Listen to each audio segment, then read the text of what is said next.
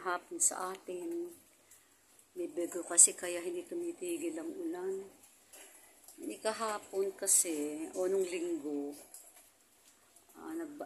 nagpagawa ako ng taniman, ayun. Kasi gusto ko magtanim ng mga libangan ko ba. Doon meron akong mga seedlings na lumaki na, yung mga Baguio Bencia o bichuelas. At tapos ito yung vineyard ko yan. Ubas yan, tumataas na kasi yung dahon ng ubas. So, nagpagawa ako ng balag. Tapos, yung part na yun, palalagyan ko ng lupa para mataniman ko ng mga seedlings dun pag tumaas.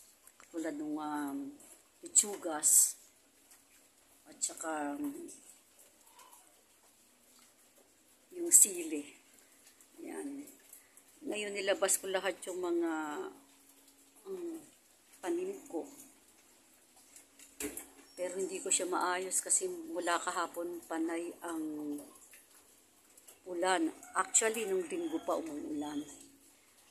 Pero naikabit nila yan, diyan yung balag. At dito sana mag-aayos na ako. Pinaghukayan at iba pang mga paso. Tinanggalan ko ng lupa, nilagay ko lahat dun sa ilalim.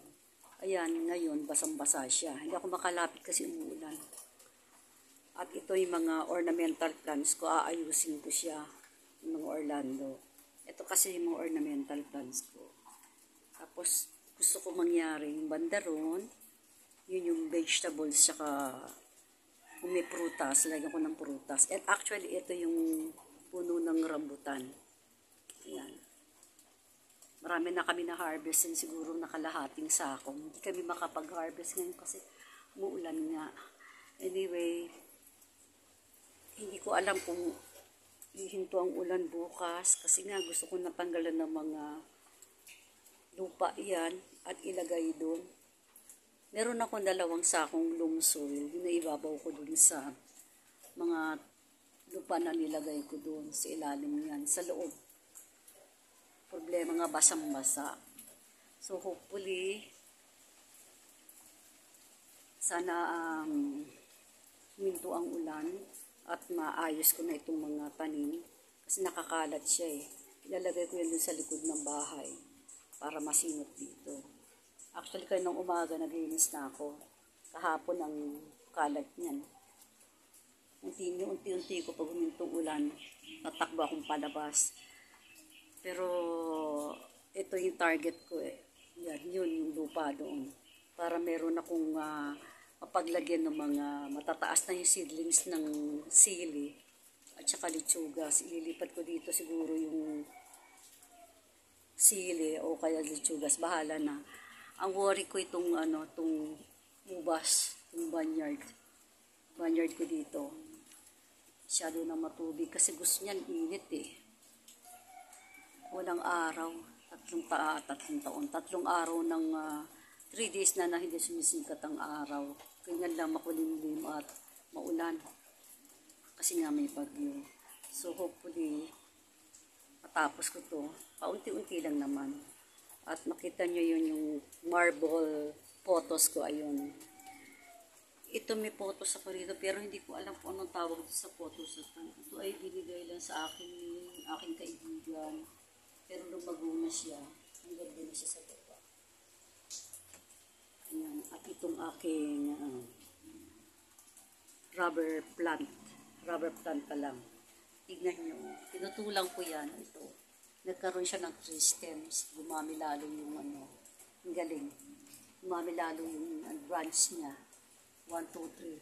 Pinutol ko yung pinakagitna. Tapos meron na siyang branch. Ayan. Ganyan kakalat na kung makalabas. Dahil nga maulan. Let's see what will happen tomorrow. Sana ulan na yan ay huminto na mga bandang umaga. Kahit patak-patak lang sana ng konti, kaya na yun. Kasi gusto ko na talaga linisin ito. Aalisin ko itong mga ito eh. Ayan lang ang aking pinaglilibangan mula nang ako ay mag-retire.